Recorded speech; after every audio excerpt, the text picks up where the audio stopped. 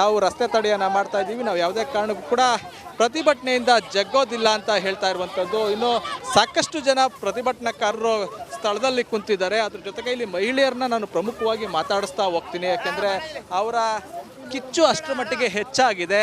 ಸಾಕಷ್ಟು ಆಕ್ರೋಶವನ್ನು ವ್ಯಕ್ತಪಡಿಸ್ತಾ ಇರುವಂಥದ್ದು. ಅಮ್ಮ, ನಿಮ್ಮ ಗ್ರಾಮದಲ್ಲಿ ಹಾಕಿದಂಥ ಧ್ವಜವನ್ನು ಕಿತ್ತಾಕಿದ್ದಾರೆ, ಇಳಿಸಿದ್ದಾರೆ, ಏನು ಹೇಳ್ತೀರಿ?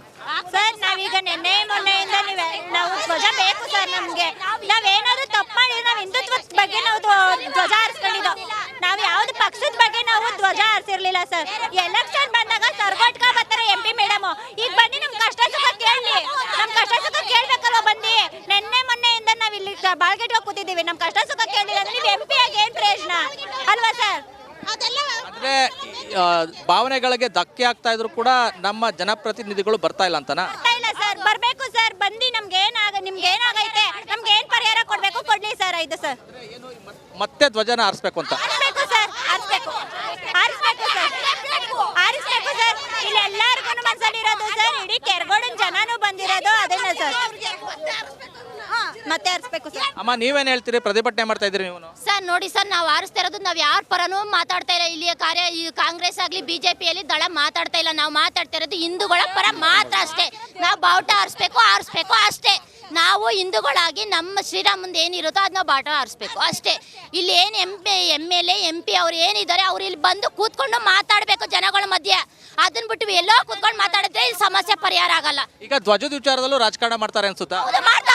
ಮಾಡ್ತಾವ್ರಕ್ಕೆ ಇಷ್ಟೆಲ್ಲ ಆಗ್ತಿರೋದು. ಇನ್ನೇನಕ್ಕೆ ಮಾತಾಡ್ತಾ ಇರೋದು? ಇಲ್ಲಿ ಧ್ವಜಗಳ ಪರ ನಾವು ಮಾತಾಡ್ತಾ ಇರೋದು. ನಾವು ಯಾವ ಪರ ಮಾತಾಡ್ತಾ ಇಲ್ಲ, ನಾವು ಮಾತಾಡ್ತಾ ಇರೋದು ಹಿಂದೂಗಳ ಪರ. ಅಷ್ಟಕ್ಕೆ ಮಾತ್ರ ಇಲ್ಲಿ ಉತ್ತರ ಕೊಡಬೇಕು. ಯಾರ ಪರನೂ ನಾವು ಮಾತಾಡಲ್ಲ. ನಾವು ಧ್ವಜದ ಪರ ಮಾತ್ರ ಮಾತಾಡ್ತಾ ಇದೀವಿ. ಅಷ್ಟಕ್ಕೆ ಮಾತ್ರ ಇಲ್ಲಿ ಏನಿರುತ್ತೆ ಸಮಸ್ಯೆ ಅದಕ್ಕೆ ಪರಿಹಾರ ಕೊಡಬೇಕು. ಬರಬೇಕು MLA MP ಯಾರು ಇರ್ತಾರೋ ಅವ್ರು ಬರ್ಬೇಕು. ಇಲ್ಲಿಗೆ ಓಟ್ ಕೇಳಕ್ಕೆ ಯಾರು ಬಂದಿರೋ ಅವತ್ತು ಕೇಳಕ್ಕೆ ಇವತ್ತು ಬಂದು ಮಾತಾಡಬೇಕು. ಎದುರುಗಡೆ ಬಂದು ಮಾತಾಡಬೇಕು. ನಾವು ಬಡಲೆ ಸರ್ ಯಾಕೆ ಬಿಡ್ಬೇಕು? ನಾವು ಹಿಂದೂಗಳು ಅಂದಮೇಲೆ ಯಾಕೆ ಬಿಡ್ಬೇಕು? ನಾವೇನು ಮುಸ್ಲಿಮ್ಸಾ ಇಲ್ಲ ಬೇರೆಯಿಂದ ಬಂದಿದ್ದೀವಾ? ನಾವು ಎಲ್ಲೂ ಬಂದಿಲ್ಲ. ನಾವು ಹುಟ್ಟಿರೋದೆಲ್ಲ ಕರ್ನಾಟಕದಲ್ಲಿ.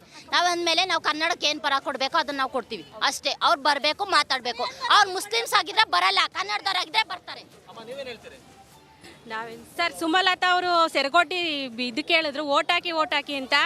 ಈಗ ಅದೇ ಸರ್ಕಾರದವರು BJP ಕೇಸರಿದು ಬಾವುಟ ಹಾರಿಸಿದ್ದಾರೆ. ಎಲ್ಲಿ ಅವರು ಬಂದೇ ಇಲ್ಲ. ಈಗ ಧ್ವಜನ ತೆಗಿವಾಗ ಹೆಣ್ಮಕ್ಳು ಧ್ವಜಸ್ತಂಭನ ಸುತ್ತ ಇದ್ರೂ ಹೆಣ್ಮಕ್ಳು ಅನ್ನುವ ಮಾನವೀಯತೆ ಇರದೆ ಸರ್ಕಾರ ಹೆಣ್ಮಕ್ಳನ್ನ ಯಾವ ಹೀನಾಯ ಮಾನವಾಯೋಗಿ ಹೇಳ್ದಿದ್ದಾರೆ ಅಂದರೆ ಪೊಲೀಸರು ಈ ದೌರ್ಜನ್ಯ ಕಣ್ಸಕ್ಕೆ ಯಾವುದು ಹಿಂದೂ ಪರ ಸಂಘಟನೆಗಳು, ಎಲ್ಲ ಕನ್ನಡ ಪರ ಸಂಘಟನೆಗಳು, ಎಲ್ಲ ಮಹಿಳಾ ಸಂಘಟನೆಗಳು ಈ ಕೂಡಲೇ ತಮ್ಮ ಬೆಂಬಲವನ್ನು ನಮ್ಮ ಗ್ರಾಮಕ್ಕೆ, ನಮ್ಮ ಗ್ರಾಮಸ್ಥರಿಗೆ ಬೆಂಬಲ ಸೂಚಿಸಬೇಕು ಅಂತ ಕೋರ್ತೀವಿ. ಈಗಾಗಲೇ ಏನು ರವಿಕುಮಾರ್ ಗಾಣಿಗ ಅವರು ನಮ್ಮ ಶಾಸಕರು ಏನು ಹೇಳಿಕೆಯನ್ನು ಕೊಟ್ಟಿದ್ದಾರೆ, ಆ ಹೇಳಿಕೆ ಸುಳ್ಳು, ಶುದ್ಧ ಸುಳ್ಳು. ಅವ್ರು ಏನು ಹೇಳಿಕೆ ಕೊಟ್ಟಿದ್ದಾರೆ ಅದು ಇಲ್ಲಿ ಆಗ್ತಿರೋದೇ ಬೇರೆ, ಅಲ್ಲಿ ಬರ್ತಾ ಇರೋ ಹೇಳಿಕೆನೇ ಬೇರೆ, ಟಿವಿಯಲ್ಲಿ ಪ್ರಸಾರವಾಗ್ತಾ ಇರೋ ಹೇಳಿಕೆನೇ ಬೇರೆ. ಹಗಲು ರಾತ್ರಿ ಎಲ್ಲ ನಮ್ಮ ಜನ ಅದನ್ನು ಕಾವಲು ಕಾಯಕ್ಕೋಸ್ಕರ ಒಂದು ತೊಟ್ಟು ನೀರು ಕುಡಿದೆ ಕಣ್ಣೀರು ಸುರಿಸ್ಕೊಂಡು ಇಲ್ಲಿ ನೆರೆದಿದ್ದಾರೆ. ಇದನ್ನ ಬಿಟ್ಟು ಅಲ್ಲಿ ಹೋಗಿ ಏನೋ ಸ್ಟೇಟ್ಮೆಂಟ್ ಕೊಡೋದಂಥದ್ದಲ್ಲ. ಇಲ್ಲಿ ನಮ್ಮ ಮುಂದೆ ಬರಬೇಕು. ನಾವು ಓಟ್ ಹಾಕಿದ್ವಿ, ನಮ್ಮ ಮುಂದೆ ಬಂದು ಇಲ್ಲಿ ಏನು ಪ್ರಾಬ್ಲಮ್ ಆಗಿದೆ ಅದನ್ನ ಪರಿಹರಿಸಬೇಕು. ಬರಲ್ವಾ? ಓಟ್ ಕೇಳುವಾಗ ಮನೆ ಬಾಗ್ಲಿಗೆ ಬಂದು ಕೈ ಮುಗಿತಾರೆ, ಕಾಲಿಗೆ ಬೀಳ್ತಾರೆ. ನಿಮ್ಗೆ ಅದ್ ಮಾಡ್ಕೊಡ್ತೀವಿ ಇದ್ ಮಾಡ್ಕೊಡ್ತೀವಿ ಅಂತ ಬರೀ ಆಸೆ ಹುಟ್ಟಿಸ್ತಾರಲ್ಲ. ಈಗ ಬರ್ಲಿ ಹೇಳಿ, ಮಧ್ಯರಾತ್ರಿ ಆದೇಶ ಕೊಡಕ್ಕೆ ಇವ್ರೇನು ತುಗ್ಲಕ್ ಸರ್ಕಾರನ? ಮಧ್ಯರಾತ್ರಿ 3 ಗಂಟೆಗೆ ಆದೇಶ ಕೊಟ್ಟು ಮಲಗಿರೋರೆಲ್ಲ ಎದ್ದು ಬಂದು ರಕ್ಷಣೆ ಮಾಡಿದೀವಿ. ಅಷ್ಟಾದ್ರೂ ಈ ಸರ್ಕಾರಕ್ಕೇನು ನಾವು ನಮ್ಮ ಬೆವರು ನಮ್ಮ ಕಣ್ಣೀರು ಕಾಣಲ್ವಾ ಇವ್ರಿಗೆ? ಇದನ್ನ ನಾವು ಖಂಡಿಸ್ತಾ ಇದೀವಿ. ನಮ್ಮ ಗ್ರಾಮಸ್ಥರೆಲ್ಲ ಸುತ್ತ 10 ಹಳ್ಳಿಯಿಂದನೂ ಯಾವ ಓಟು ಈ ಸರ್ಕಾರಕ್ಕೆ ಇನ್ನು ಮುಂದೆ ಬರಲ್ಲ. ಈಗ ಮೊದಲೇ ಬಾವುಟ ಇತ್ತಾ ಅಥವಾ ಏನು ಅಂತ? ಇಲ್ಲ, ಮೊದ್ಲಿಂದ ಚಿಕ್ಕದಾಗಿತ್ತು ಸರ್. ಚಿಕ್ಕದಾಗಿ ಒಂದಷ್ಟು ಎತ್ತರ ಇತ್ತು ಸರ್ ಕಂಬ. ಅದು ತುಕ್ಕಿಡ್ದು ಬಿದ್ದೋಯ್ತು ಅಂತ ಅಂದ್ಬಿಟ್ಟು ಈಗ ಹೊಸ್ದಾಗಿ ಮಾಡಿರೋದು ಯುವಕರೆಲ್ಲ ಸೇರಿ. ಯಾಕೆಂದ್ರೆ ಅದು ನಾಳೆ ದಿನ ತಿರ್ಗಾ ನೆಟ್ಟರು ಹಂಗೆ ಉದುರೋಗ್ತಾ ಇರುತ್ತೆ ಅಂತ ಅಂದ್ಬಿಟ್ಟು ದುಡ್ಡು ಊರೂರ್ಗೂ ಹೋಗಿ ಮನೆಗೆ ಹೋಗಿ ದುಡ್ಡು ಎತ್ತಿ ಅವ್ರು ಮಾಡಿರೋದು ಸರ್. 3.5 ಲಕ್ಷ ಖರ್ಚಾಗಿದೆ. ಆಗ ಆರಿಸಿ ತುಂಬ ದಿನನೇ ಆಯಿತು. ಈಗ ರಾಮ ಜನ್ಮಭೂಮಿ ಅಲ್ಲಿ ಸ್ಥಾಪನೆ ಆಯ್ತಲ್ಲ, ಅವತ್ತಿನ ದಿನ ಇಲ್ಲೂ ಆರಿಸಿದ್ದಾರೆ. ಅದನ್ನು ನಾವು ಯುವಕರು ಮಾಡವ್ರೆ. ಅದನ್ನು ಇವರು ಬೆಂಬಲಿಸ್ತಲೇ ಇವತ್ತು ಖಂಡಿಸವ್ರೆ. ನೋಡಿ ಸರ್, ಅದಕ್ಕೇನು ದೌರ್ಜನ್ಯ ಇದು ಮಾಡಿಸ್ತೀರಿ ಮಾಡಿಸಿ. ಅಂದರೆ ಗಮನಿಸಬಹುದು ನಾಗೇಂದ್ರ ಬಾಬು, ಇಲ್ಲಿ ಮಹಿಳೆಯರ ಆಕ್ರೋಶ ಎಷ್ಟು ಮಟ್ಟಿಗೆ ಇದೆ ಅಂತ. ಯಾಕೆಂದ್ರೆ ನಮ್ಮೊಂದಿಗೆ ನಮ್ಮ ಧರ್ಮದ ಮಂಜುನಾಥ್ ಅಂತ ಹೇಳಿ ಮಂಡ್ಯ ಹಿಂದೂ ಜಾಗರಣ ವೇದಿಕೆ ಅವರು ಸಂಪರ್ಕದಲ್ಲಿದ್ದಾರೆ. ಮಂಜುನಾಥ್ ಅವರೇ ನಮಸ್ಕಾರ. ನಮಸ್ತೆ ಸರ್. ಏನಾಗ್ತದೆ ಸರ್ ಮಂಜುನಾಥ್ ಅವರೇ ಮಂಡ್ಯದಲ್ಲಿ? ಇವತ್ತು ಏನಾಗಿದೆ ಅಂತಂದ್ರೆ ಅಯೋಧ್ಯೆನಲ್ಲಿ ಈ ರಾಷ್ಟ್ರದ ಮರ್ಯಾದಾ ಪುರುಷೋತ್ತಮ ಶ್ರೀರಾಮಚಂದ್ರ ಪ್ರಭುವಿನ ಪ್ರಾಣ ಪ್ರತಿಷ್ಠಾಪನೆ ಆದ ನಿಮಿತ್ತ ಕೆರಗೋಡು ಗ್ರಾಮದಲ್ಲಿ ಎಲ್ಲ ಹಿಂದೂ ಬಾಂಧವರು ಒಂದು ಭಗವಾ ಧ್ವಜವನ್ನ, ಕೇಸರಿ ಧ್ವಜವನ್ನ, ವಿಜಯ ಧ್ವಜವನ್ನ ಇಲ್ಲಿ ಹಾರಿಸ್ಲಿಕ್ಕೆ ಒಂದು ನಾವು ಸ್ತಂಭವನ್ನ ರೆಡಿ ಮಾಡಿದ್ವಿ. ಮತ್ತೆ ಪಂಚಾಯತಿಂದನೂ ಕೂಡ ಅದಕ್ಕೆ ಪರ್ಮಿಷನ್ ಸಿಕ್ಕಿತ್ತು. ಹಾಗಾಗಿ ಎಲ್ಲಾ ಒಂದು ಪರ್ಮಿಷನ್ ತಗೊಂಡ ನಂತರ ನಾವು ಬಹಳ ವೈಭವೋಪೇತವಾಗಿ ಈ ಒಂದು ಧ್ವಜವನ್ನು ಹಾರಿಸಿದ್ವಿ. ಇಲ್ಲಿ ಏನಾಗಿದೆ ಅಂತಂದ್ರೆ ಕಾಂಗ್ರೆಸ್ ಸರ್ಕಾರ ಹಿಂದೂ ವಿರೋಧಿ ಸರ್ಕಾರ, ಕೇಸರಿ ಕಂಡ್ರಾಗಲ್ಲ, ಕೇಸರಿ ಧ್ವಜ ಕಂಡ್ರಾಗಲ್ಲ. ಹಾಗಾಗಿ ರಾಮ ಭಕ್ತರ ಮೇಲೆ ಲಾಠಿ ಚಾರ್ಜ್ ಮಾಡುವಂತ ಪ್ರಯತ್ನವನ್ನ ಕಾಂಗ್ರೆಸ್ ಸರ್ಕಾರ ಮಾಡ್ತಾ ಇದೆ. ಇದನ್ನ ನಾವು ತೀವ್ರವಾಗಿ ಖಂಡಿಸ್ತೀವಿ. ಮುಂಬರೋ ದಿನಗಳಲ್ಲಿ ಇವರಿಗೆ ತಾಕತ್ತಿದ್ರೆ, ಕಾಂಗ್ರೆಸ್ನವರಿಗೆ ತಾಕತ್ತಿದ್ರೆ 60,000 ಹಳ್ಳಿಗಳಲ್ಲೂ ಕೂಡ, ಪ್ರತಿ ಹಳ್ಳಿಗಳಲ್ಲೂ ಕೂಡ ಕೇಸರಿ ಧ್ವಜವನ್ನು ಹಾರಿಸ್ತೀವಿ. ರಾಮ ಭಕ್ತಿ ಏನು ತೋರಿಸ್ತೀವಿ ಅಂತ ಹೇಳಲಿಕ್ಕೆ ಇಷ್ಟಪಡ್ತೀನಿ ಸರ್. ಅಲ್ಲ, ರಾತ್ರೋರಾತ್ರಿ ಪೊಲೀಸ್ನವ್ರು ಬರ್ತಾರೆ, ಹನುಮ ಧ್ವಜವನ್ನು ಇಳಿಸೋದಕ್ಕೆ ಪ್ರಯತ್ನ ಪಡ್ತಾರೆ. ಆಕ್ಚುಲಿ ಏನಾಗಿರೋದು? ಎಷ್ಟು ದಿನದಿಂದ ಇಲ್ಲಿ ಬಾವುಟವನ್ನು ಹಾರಿಸ್ಲಾಗ? ನಮಗೆ ಸಿಕ್ಕಿರೋ ಮಾಹಿತಿ ಪ್ರಕಾರ 20ನೇ ತಾರೀಕಿನಿಂದ ಹಾರಿಸ್ತಿದ್ದಾರೆ ಅಂತೇಳಿ.